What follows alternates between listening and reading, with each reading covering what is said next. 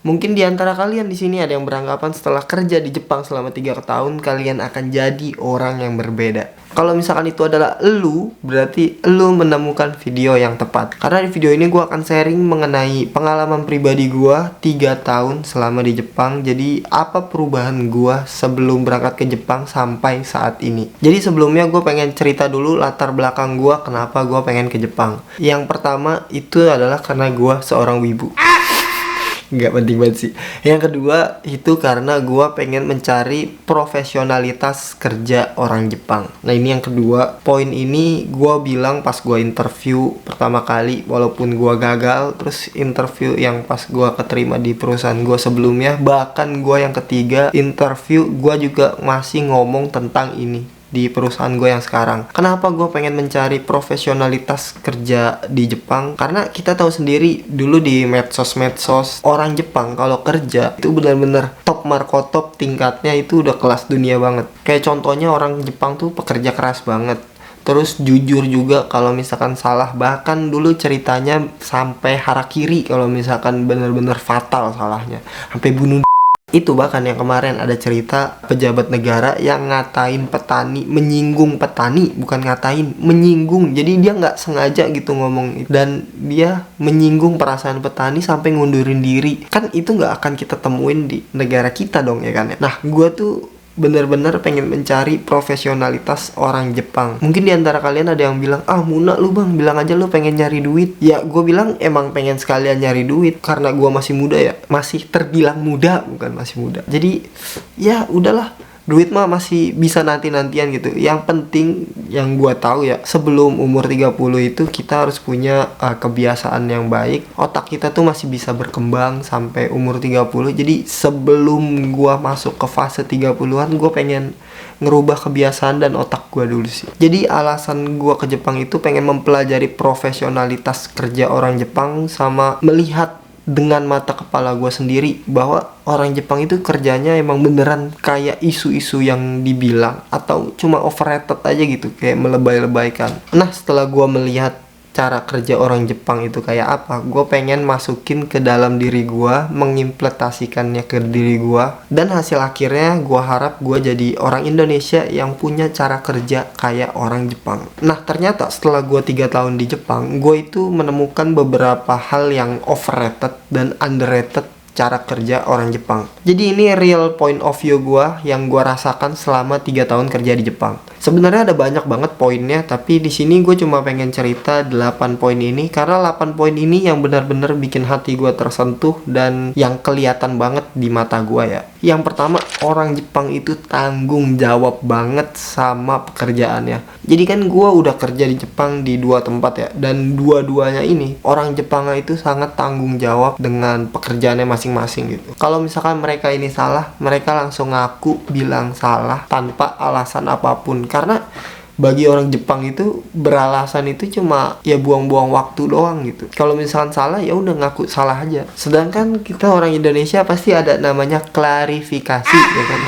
Di Jepang itu kalau misalkan salah ya, pertama ya minta maaf dulu, terus pasti ditanya sama atasannya, itu kenapa kok bisa jadi kayak gitu, baru dikasih tahu tuh bukan alasannya tapi kenyataannya, faktanya gitu. Ini gua rasa poin penting banget sih, karena cerita-cerita yang gue dengar dari temen gue yang kerja di Indonesia, ya nggak semua, tapi banyak banget orang yang nggak mengakui kesalahannya sendiri. Ya mungkin termasuk gue ya, gue juga masih belajar gitu. Ketika salah mereka ngaku sama kesalahannya masing-masing. Terus juga bahkan kemarin kan gue sempet salah sesuatu ya, atasan gue ini nanya, kenapa kok bisa salah kayak gini? Gue ngomongin faktanya, terus oh ya udah kalau gitu minta maaf ya. Ini atasan gue loh yang minta maaf ke gue karena nggak ngasih tahu secara detail. Canto osiete nakata. Kapan coba lu ngerasain punya atasan yang minta maaf ke lu? Jarang-jarang kan, kalau paling lebaran doang. Terus juga ada cerita di perusahaan gue yang sebelumnya, gue mungkin pernah cerita juga di sini. Nah di perusahaan gue yang sebelumnya itu, manajer gue di tempat yang lama, adiknya yang punya perusahaan. Jadi walaupun dia punya privilege sebagai keluarga, dia itu orang yang tanggung jawabnya bukan main coy. Bener-bener salut banget sama dia. pas gue lagi shift malam ya. Shift malam di tempat gue yang lama kan dari jam 6 sore sampai jam 7 pagi ya. Nah, buco gue ini itu tuh masuknya selalu jam 9 gitu. Pulangnya tuh jam berapa? Jam setengah 3 pagi coy. Jadi dia kerja dari jam 9 sampai jam setengah 3 pagi. Itu karena lagi sibuk banget saat itu. Dia ngerjain sendiri. Abis itu pulang, balik lagi nyampe kantor jam 9 coy. Pulang dari tempat kerja ke rumahnya aja 1 jam. Lu bisa bayangin gak sih? Setengah 3 pulang, nyampe rumah setengah 4. Dari jam setengah 4 sampai jam 8 nih, sebelum dia berangkat kan sejam tuh perjalanan. Dia tuh pulang tuh cuma buat tidur coy. Sedangkan anak dia 3. Gue masih gak ngerti lagi sih, itu kok bisa gitu kayak gitu ya. Mereka tuh punya jabatan tapi gak nyuruh ke bawahan gitu. Mereka tuh ngerjain sendiri. Ini yang di tempat gue sekarang juga sama kayak gitu atasannya.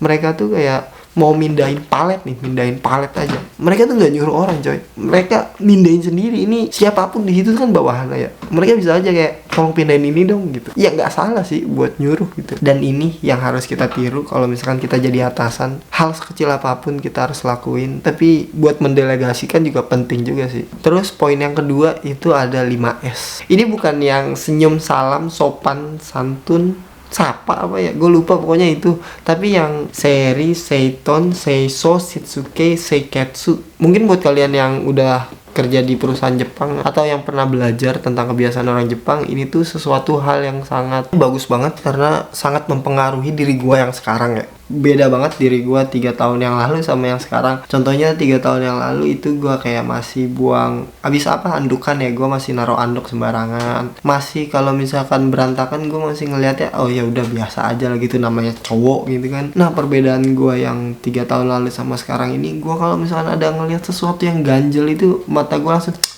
masa gue gitu aja nggak gue rapihin sih gitu. Ya walaupun tetap ada males-malesnya sih kadang-kadang kalau lagi capek gitu ya. Ya walaupun masih berantakan mungkin ya, kalau misalkan dibandingin cewek gitu gue masih berantakan, tapi kalau misalkan dibandingin cowok gue masih oke lah. Terus juga karena orang lain di sekitar gue menganut ini 5S ini, gue selalu setiap kerja itu kayak barang yang gue pakai itu langsung gue balikin ke tempat semulanya. Padahal dulu gue nggak kayak gitu. Dulu ya gue berantakan terus gue beresin lah, berantakan beresin, berantakan beresin. Sekarang tuh gue gimana caranya biar nggak keberantakan itu gitu. Gimana caranya jadi ya barang-barang yang kira-kira kita udah pegang terus nggak pakai lagi, kita langsung taruh ke tempatnya masing-masing. Poin yang ketiga itu ngelawan diri kita sendiri. Ini maksudnya apa? Jadi di Jepang ini kita harus ngelawan diri kita sendiri. Jadi di tempat gue kerja ini selalu gue dibilang nggak apa-apa, pelan-pelan, yang penting nggak salah dulu. Kita tahu step-stepnya sampai selesai. Misalkan kita hari ini nih selesainya berapa menit, terus besok selesainya berapa menit, lusa itu selesai berapa menit. Kita lebih dituntut sama ngelawan diri kita di masa lalu, bukan sama ngelawan orang lain. Di tempat gue yang sekarang itu kan gue ngerjain mesin ya. Mesin ini tuh sebelumnya ada senpai gue yang ngerjain. Nah, senpai gue ini punya time lead gitulah. Jadi dia tuh sekali ngerjain tuh misalkan 20 menit, gue ngerjain ini tuh 40 menit. Dan gue tuh gak disuruh langsung ke 20 menit. Kita bukannya gak pengen cepet, tapi kita tuh lebih diutamain keselamatannya terus sama keamanannya. Sedangkan di Indonesia, cerita dari teman-teman gue kerja yang di Indonesia, kita menganggap diri kita itu saingan orang lain yang padahal dia tuh satu rekan tim gitu sama kita. Terus poin keempat yang gue rasakan selama kerja di sini itu adalah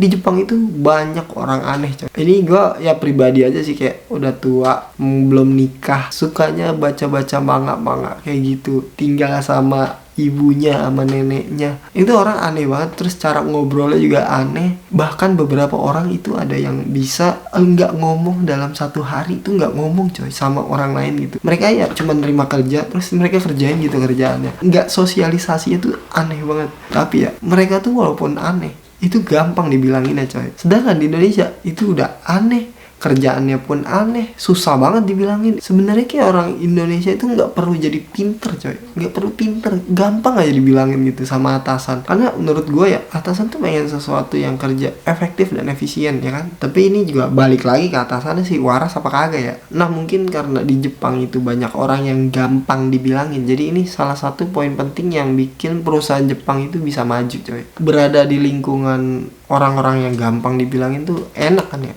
Nah poin yang kelima ini yang menurut gue underrated banget. itu mereka toleransi sama Islam itu gede banget coy. Jujur aja di tempat gua yang sekarang dan yang sebelumnya itu benar-benar sama Islam tuh super toleransi. Di tempat gue yang lama sama tempat gue yang sekarang itu gue selalu dikasih waktu istirahat khusus buat sholat. Ya Allah, padahal di Indonesia ya banyak temen gue yang ninggalin sholat gara-gara kerja. Nanti dulu gitu, masih kerjaannya nggak bisa ditinggal. Gue di sini malah dikasih istirahat buat sholat. Ini tuh underrated banget kok. Kok bisa gitu di negara yang kafir ini ya nih kafir, negara kafir lebih toleransi gitu sama Islam dibandingkan kita negara yang mayoritas Islam. Harusnya perusahaan Indonesia itu lebih tahu orang Islam itu butuh sholat. Nah mungkin di sini banyak juga yang bilang gue nggak dibolehin sama perusahaan gue atau gimana gitu. Ya mungkin ya menurut gue ya. Lu tuh penyampaiannya bener gak tuh ke atasan lu, dan kalau misalkan lu kerjanya aja males-malesan ya gimana mau dikasih sholat, waktu sholat gitu ya. Karena terkadang tuh orang Jepang karena nggak tahu aja gitu, nggak tahu, bukan nggak mau. Bahkan tempat gue yang sekarang ya itu dibikinin tempat buat sholat Jumat yang lumayan gede, ada karpetnya pun disiapin coy. Karpet, lu tanya dah, karpet di Jepang yang segede selebar buat sholat Jumat itu kan mahal coy. Di sini coy dibikinin tempat wudhu yang beneran kayak tempat wudhu yang duduk gitu loh. Bahkan kalau musim dingin itu disediain air hangatnya juga. Puasa pun dibolehin, puasa pun kita selalu ditanyain gimana keadaannya, tenggorokannya gimana. Kalau nggak kuat ngomong ya. Terus kalau misalkan kita lagi ngangkat-ngangkat yang berat, mereka selalu bantuin. Kamu lagi puasa, sini saya aja yang bawa. Itu tuh sering banget gue dengar di sini. Ini sesuatu yang wah banget sih. Ini kalau misalkan gue dengan kemudahan ini nggak melakukan ibadah, ini gue yang bermasalah sih. Terus yang ketujuh, ini ada kebiasaan yang namanya kaizen. Kaizen itu kayak gimana caranya kita bikin kerjaan sekarang yang udah ada itu lebih safety, lebih efektif juga, dan juga lebih efisien dalam pekerjaannya. Ini tuh bikin melatih otak kita itu mikir terus. Karena ini diwajibin ya di tempat gue yang sekarang itu 1 tahun itu minimal 5 kaizen. Kaizen ini tuh menyesuaikan sama levelnya gitu. Kayak misalkan level yang paling bawah, yang kita para pekerja paling bawah tuh nggak apa-apa gitu kaizen yang ecek-ecek. Tapi kalau semakin atas kaizen yang ecek-ecek, mereka tuh malu. Kayak misalkan kemarin atasan gua ada mikir kayak kaizen yang nggak terlalu bagus mungkin menurut dia, tapi menurut gua tuh udah bagus gitu. Dia tuh mikir kayak ada kaizen yang kayak gini nih, ini buat lu aja Fat gitu. Mereka tuh malu coy kalau misalkan kaizen yang ecek-ecek level atasan gitu ya. Terus yang ketujuh yang bikin gua respect sama para atasan orang Jepang ini ya, mereka tuh bener-bener pinternya itu bukan pinter politik coy. Jadi bahkan ada kayak tabel chartnya aja, kayak game gitu. Lu tuh punya kelebihan di komunikasi, di gini-gini tuh ada tuh kayak chartnya. Itu ada di dinding kita dan itu diperbarui selama 6 bulan ya. Jadi kayak skill chart lu tuh masing-masing ada, karena ini sifatnya pribadi dan punya perusahaan, jadi gue nggak boleh foto di sini, tapi ini beneran ada coy. Komunikasi lu berapa, skill kerja lu ini berapa, terus kaizen lu nilainya berapa, kecepatan lu berapa, itu tuh ada semua coy. Jadi bener-bener kayak di game gitu. Kalau misalkan pengen jadi atasan di Jepang itu bener-bener bukan politik, lu harus bener-bener pinter dulu, pinter menguasai segala hal, terus baru belajar namanya manajemen. Dan di sini nggak segan-segan gitu kalau misalkan udah nggak bagus nih, diturunin coy, turunin pangkat. Gue sering dengar sama teman-teman gue yang kerja di Indonesia, mereka ngomong bahwa dia tuh orangnya kagak pinter, cuma ngomongnya doang, tapi giran disuruh ngerjain tuh kagak bisa gitu. Ya jatuhnya itu ini perusahaan keluarga tapi tanpa politik gitu. Beda sama kita di Indonesia, politiknya itu rasa keluarga. Nah terus poin terakhir ini yang menurut gue bagus banget, itu adalah kita disuruh menilai diri kita sendiri. Jadi dalam 1 tahun itu kan ada 2 kali bonusan ya. Nah sebelum bonusan ini turun tuh, kita disuruh menilai diri kita itu poinnya berapa. Jadi dikasih selembaran nih, selembarannya itu yang kayak tadi tuh, yang kayak kita kecepatannya berapa, terus 5S kita, kebersihan kita, itu kita nilai diri kita sendiri coy. Menilai diri sendiri ini kan ya nggak mudah gitu ya. Terus setelah kita nilai diri kita 1 sampai 10 itu berapa tuh yang tadi yang di chart itu tuh, itu atasan pun ngasih nilai juga ke kita coy, nilai kita itu berapa gitu. Nah jadi dibandingin dah itu nilai kita sama nilai yang atasan kita kasih, kita tuh benar-benar underrated atau overrated gitu. Menurut kita ya mungkin kita biasa-biasa aja gitu, tapi menurut atasan kita tuh kerjanya bagus. Itu tuh akan jadi poin penting kan. Baliknya kalau misalkan kita nganggep diri kita bagus banget nih, padahal atasan kita nganggap kita biasa aja, itu tuh oh gue tuh segini biasa aja, berarti kita harus naikin lagi diri kita supaya lebih semangat lagi kan. Nah, nilai kita tadi itu akan sebanding dengan berapa bonus yang kita dapetin. Nah, menurut gue itu fair banget sih. Kayak misalkan kita ngasih nilai diri kita sendiri dan atasan pun punya nilainya sendiri, dan kalau misalkan ada perbedaan itu akan diperbincangkan sih, kenapa bisa segini, kenapa bisa segini. Oke. Jadi menurut gue pribadi, apakah kalau mau menerapkan semua hal ini kita harus ke Jepang dulu? Jawabannya enggak juga, karena pas gue kerja di Indonesia, gue pun udah merasakan hal ini gitu, tapi cuma segelintir orang doang yang levelnya itu cuma atasan doang gitu. Dulu gue punya bos di Indonesia itu selalu pengen rapih dan bersih, dibilangnya itu perfeksionis. Sedangkan di Jepang mah emang semuanya kayak gitu coy, bersih dan rapi. Itu tanggung jawab pribadi masing-masing. Kalau misalkan lu yang kotor, berarti lu yang aneh, bukan sebaliknya gitu ya. Jadi ya emang gitu sih, buat menjadikan kita punya kebiasaan yang lebih baik akan lebih mudah kalau misalkan lingkungan dan peraturan kita itu mendukung. Jadi sekian pengalaman positif gua selama 3 tahun kerja di Jepang. Buat kalian yang mau nanya pengalaman gua lainnya selama kerja di Jepang, silakan aja tulis di kolom komentar. Oke, ja, mata nih, bye bye.